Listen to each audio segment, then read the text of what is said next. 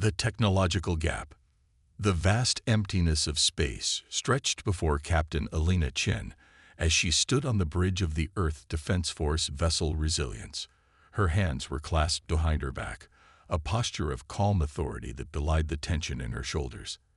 The ship had just dropped out of FTL at the edge of the Proxima Centauri system when their sensors picked up the unidentified vessel. "Ma'am, the alien ship is 3 times our size," reported Lieutenant Commander Jackson, the tactical officer. "No recognizable weapon signatures, but their energy readings are off the charts." "They're hailing us, Captain," Communications Officer Rivera announced, her fingers dancing across her console. Chen nodded. On screen, the main view screen flickered to life, revealing a humanoid figure with iridescent purple skin and 6 eyes arranged in a hexagonal pattern. When it spoke, its mouth barely moved, the words seeming to resonate directly in their minds. "Greetings, humans of Earth. I am Supreme Commander Tazlik of the Araxian Collective. We have been observing your species for some time and have determined you are ready for formal contact." Chen stepped forward. "I am Captain Alina Chen of the Earth Defense Force. On behalf of our planet, we welcome peaceful exchange." The alien 6 eyes blinked in sequence. "We would like to meet in person to discuss potential alliance. Your species has potential, despite your developmental limitations." After the transmission ended, Chen turned to her XO, Commander David Reyes. "Thoughts?" Reyes frowned. "They've been watching us. For how long? And what did they mean by developmental limitations?" "Good questions," Chen replied. "Alert security and prepare the conference room. Let's find out what our new friends really want." 3 hours later, Chen stood in the docking bay as the Araxian shuttle glided silently into the Resilience. Unlike human vessels with their visible thrusters and navigation lights, the alien craft appeared to move through space as if it were simply part of it, leaving no ion trail or energy signature. 5 Araxians emerged, their bodies covered in what resembled liquid metal armor that moved with them like a second skin. Supreme Commander Tazlik led the group, standing a full head taller than the others. "Your vessel is quite mechanical," Tazlik commented, 6 eyes scanning the docking bay. "Very industrial." Something in the way the alien emphasized mechanical made Chen bristle internally, though her expression remained diplomatic. "We find it reliable," she responded evenly. The delegation moved to the conference room, where discussions began in earnest. The Araxians offered seemingly generous technological assistance, medical advances, energy production, FTL improvements, all in exchange for access to Earth's resources and permission to establish research outposts in strategic locations. During a brief recess, Chen noticed an Araxian scientist examining the standard-issue sidearm worn by Security Chief Lieutenant Maria Kovacs. "You still utilize kinetic projectile weapons?" the alien asked, multifaceted eyes blinking in what appeared to be amusement. Kovacs nodded. "Standard-issue M7 magnetic accelerator pistol, reliable in all environments." The Araxian's mouth curved upward. "We abandoned such methods millennia ago." He tapped a small device attached to his armor. "Directed energy manipulation, non-lethal or lethal options, perfect accuracy, no ammunition needed. Different approaches to the same problem," Kovacs replied neutrally, though Chen could see the lieutenant's jaw tighten. After the first day of negotiations, Chen gathered her senior staff. "First impressions. They're advanced, no question," Reyes said, "but there's something off about their offers." Intelligence Officer Lai Wien nodded, her expression grave. "Ma'am, I've been analyzing the data they shared about their previous diplomatic endeavors. I'm finding disturbing patterns." She projected images onto the main display. These 3 species, the Neveri, the Xinthu, and the Corellians, all entered into similar mutually beneficial agreements with the Araxians within the last 70 Earth years. "And," Chen prompted, "and they no longer exist as independent civilizations," Lai said quietly. "Their home systems are now listed as Araxian protectorates in the star charts they provided. The room fell silent as the implications sank in. There's more, Lai continued. They follow a consistent pattern. Initial contact, dismissal of local technology, particularly weapons technology, then increasingly demanding resource access.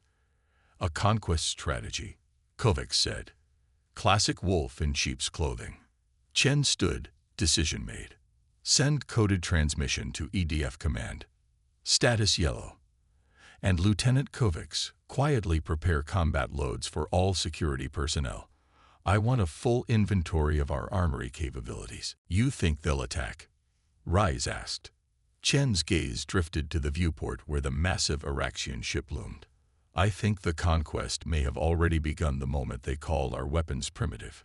Over the next 2 days, negotiations grew increasingly tense. The Araxians' demands escalated from resource sharing to full access rights for Earth's rare metals and settlement zones in strategic Earth locations. Meanwhile, 3 additional EDF ships had arrived in the system, taking positions at respectful but strategic distances. Your reinforcements are unnecessary, Taslik said coolly as the 4th day of talks began. We came in peace. Standard diplomatic protocol, Chen replied. Just as your vessels did. She nodded toward the 2 additional Araxian ships that had uncloaked near their mothership overnight. Tension hung in the air like a storm about to break. An Araxian aide placed a small device on the table, which projected a detailed hologram of Earth's solar system, highlighting defense installations around major cities and orbital platforms. We have been scanning your planet, Taslik said. Your defensive capabilities are quaint. Kovacs stiffened beside Chen, who maintained her composure. We've survived this long, she replied simply. Against other humans, Taslik countered. Not against a species that mastered interstellar travel while your ancestors were still discovering agriculture. The insult hung in the air. Chen knew she should let it pass for diplomacy's sake, but sometimes a different approach was needed. You seem very confident in your technological superiority, Commander, Chen said casually, especially regarding our weapon systems. Facts are not matters of confidence, Captain. Chen leaned forward. Then perhaps a demonstration. A friendly competition between our respective technologies. Taslik's 6 eyes blinked in sequence, a gesture Chen had come to recognize as their equivalent of dismissive laughter. This would be educational for you. We accept. 2 hours later, they gathered in one of the Resilience's cargo bays, hastily converted into a firing range. Targets were set up at various distances, some stationary, some mobile, some behind barriers.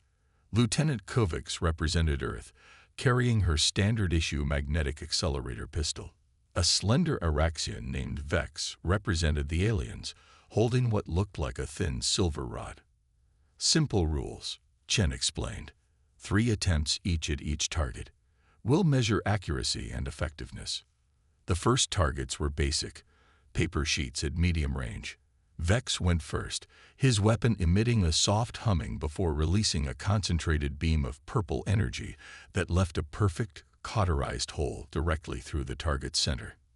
Impressive, Kovacs acknowledged before taking her position. Her 3 shots created a tight grouping just off-center. Functional, if crude, Taslik commented. Next came moving targets. The Araxian weapon tracked almost automatically before firing, hitting each target perfectly. Kovacs' performance, while skilled, couldn't match the seemingly automatic targeting. Then Chen introduced environmental challenges, targets behind smoke screens, underwater in a tank, and behind various materials. The Araxian weapon cut through smoke effortlessly, but showed significant energy dispersal underwater, barely marking the submerged target. Energy weapons lose cohesion in liquid mediums, Kovacs noted clinically as her projectiles, though slowed, still penetrated the underwater target with deadly force. For the final test, an Araxian officer set up a small device that projected a shimmering field around a target, a miniature version of their personal shields. This is similar to what protects our ships and personnel, Taslik explained. Scaled down, of course. Vex fired at the shielded target. The energy beam hit the shield and dissipated harmlessly in a cascade of purple sparkles. The shield absorbs and redirects energy, Tazlik explained smugly, making energy weapons useless against those who possess superior shielding technology. Kovacs stepped forward. May I? Tazlik gestured permission, clearly expecting another demonstration of human inadequacy. Kovacs aimed carefully and fired. The hypervelocity round hit the shield and passed straight through, embedding itself in the target behind. A stunned silence fell over the cargo bay. The Araxians stared at the punctured target in disbelief. Impossible, Vex whispered. Kovacs ejected her magazine, checking it casually. Physics is physics. Your shields stop energy. Bullets aren't energy. They're mass. Kinetic force. Tazlik's purple skin had darkened to a deep indigo, a reaction Chen suspected indicated alarm or anger. Thank you for participating, Commander, Chen said, her tone polite but her eyes hard. I believe we've all learned something valuable today. The Araxian delegation departed without further discussion, leaving the humans with a crucial discovery and the growing certainty that peaceful relations were rapidly deteriorating. They're not happy, Chen said once they were alone. But more importantly, we confirmed what we suspected. Their shields have a critical weakness. Their entire defense system is built around stopping energy attacks, Kovacs said. Kinetic weapons pass right through. We need to alert EDF Command immediately, Lai urged. Before Chen could respond, the ship shuddered violently, throwing everyone off balance as alarms blared throughout the Resilience. Report, Chen shouted into her comm. The tactical officer's strained voice came through. Araxian ships are attacking, Captain. They've opened fire on our escort vessels and Earth's orbital stations. The first battle for humanity's future had begun. Turning the tables. Chaos erupted on the bridge of the Resilience as Captain Chen and her officers raced to their stations. The main view screen showed the massive Araxian mothership deploying smaller attack vessels, all firing precision energy beams at the human escort ships. They're targeting our communications array and weapons systems, Lieutenant Commander Jackson reported. Systematic takedown of our defensive capabilities. Return fire, Chen ordered. Weapons aren't responding, Captain, Jackson replied. Some kind of dampening field is disrupting our targeting systems. Another blast rocked the ship. The main lights flickered and died, replaced by the dim red glow of emergency lighting. They're using an electromagnetic pulse variant, Rise explained. Our electronics are fried. Backup systems coming online, but propulsion and main weapons remain offline, the engineering officer reported. The communications console chimed. Captain, we're being hailed, Rivera announced. Chen straightened her uniform. On screen, Tazlik appeared, his 6 eyes gleaming with what Chen recognized as satisfaction. Captain Chen, your demonstration earlier was most educational. It revealed a tactical vulnerability we needed to address immediately by attacking without provocation, Chen demanded. This is an act of war. This is preemptive security, Tazlik corrected. Your kinetic weapons pose a unique threat to Araxian vessels. We cannot allow such a primitive yet dangerous species to remain armed. The screen split to show Earth's orbital defense stations going dark, one by one, as Araxian energy weapons disable them. You have 2 options, Tazlik continued. Surrender and accept Araxian authority, or face complete neutralization of your military capabilities. Your choice will determine how many of your people survive. A sudden jolt shook the bridge as the Resilience was caught in a tractor beam, slowly being pulled toward the Araxian mothership. Cut transmission, Chen ordered. She turned to her officers. Options. We're being pulled in, Captain, the helm officer reported. Engines still offline. Captain, Kovacs said quietly. They haven't boarded us yet. They think our weapons are disabled along with our electronics. Chen understood immediately. The armory. What's our status? Standard firearms don't rely on electronics, Kovacs confirmed. And we have the new rail rifles with mechanical backup systems. Prepare your team, Chen ordered. Silent deployment. And get me a secure line to EDF command. Use the quantum entanglement communicator. As Kovacs left, Chen turned to intelligence officer Li. Send word to Earth. Protocol Thunderstrike. Li's eyes widened. That's a full-scale military response. They just declared war on humanity, Chen said grimly. They think they've neutralized our primitive weapons. Let's let them keep thinking that. The Resilience shuddered as it was drawn into the vast docking bay of the Araxian mothership. Through the viewports, they could see dozens of Araxian soldiers in formation, ready to board. All hands, this is the captain, Chen announced over the emergency channel. Prepare to be boarded. Do not resist initially. Wait for my signal. As the first docking seals were attached to the Resilience's hull, Chen looked at her remaining bridge crew. They think our technology is disabled. They think our weapons are useless against their shields. They've shown their hand. They fear what they don't understand. The first sounds of metal cutting through metal echoed through the ship, and they're about to understand why. The Araxians breached the Resilience's main airlock with surgical precision.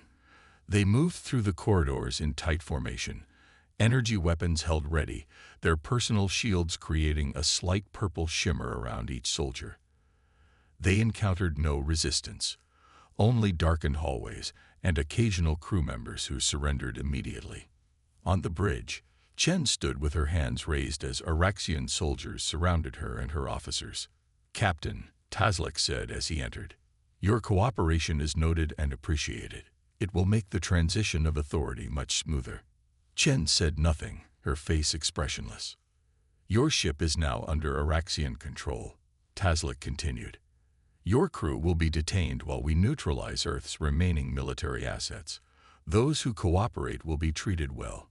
And those who don't? Chen asked. Tazlik's mouth curved upward. Resistance would be futile. Your weapons are disabled. Your communications cut off. Earth's defense systems are being systematically shut down as we speak. Chen checked her wrist device casually. Is that so? Across the solar system, Admiral Hiroshi Yamamoto stood on the bridge of the EDF flagship Determination. Before him, tactical displays showed the Araxian attack on Earth's orbital defenses. The Resilience has been captured, his communications officer reported, but we received Captain Chen's final transmission. Protocol Thunderstrike is confirmed. Yamamoto nodded grimly. All ships prepare for synchronized assault. Target the Araxian vessels with kinetic weapons only. Railguns, mass drivers, conventional missiles. Nothing energy-based. Throughout Earth's defense fleet, crews rushed to armories, loading ancient designed weapons that had been kept in reserve. Guns that fired solid slugs, missiles with conventional warheads, and newly developed railguns that accelerated metal projectiles to incredible speeds without relying on sophisticated electronics. Back on the Resilience, Chen was being escorted to the brig along with her bridge crew when her wrist device vibrated once. She caught Raya's eye and gave an almost imperceptible nod. Throughout the captured vessel, human crew members who had seemingly surrendered began to move. From hidden compartments and emergency lockers, they retrieved weapons, not the advanced energy weapons that the Araxians expected, but older designs, polymer-framed pistols, shotguns with mechanical action, and simple projectile weapons that required no electronics to function. Lieutenant Kovacs led a team from engineering, armed with weapons that would have been recognizable to soldiers centuries earlier. They moved silently through the ship's maintenance tunnels, positioning themselves at key junctions. On the Araxian mothership, alarms suddenly blared. Supreme Commander, an officer called out. Multiple human vessels are powering weapons systems. There, the ship shuddered violently as the first salvo hit. Not energy beams that their shields could absorb, but thousands of hypervelocity metal slugs fired from railguns, conventional explosive missiles, and even simple chemical-propelled projectiles launched from Earth's supposedly disabled defense platforms. Tazlik's 6 eyes widened in disbelief. Impossible. Their weapons were neutralized. Chen smiled coldly.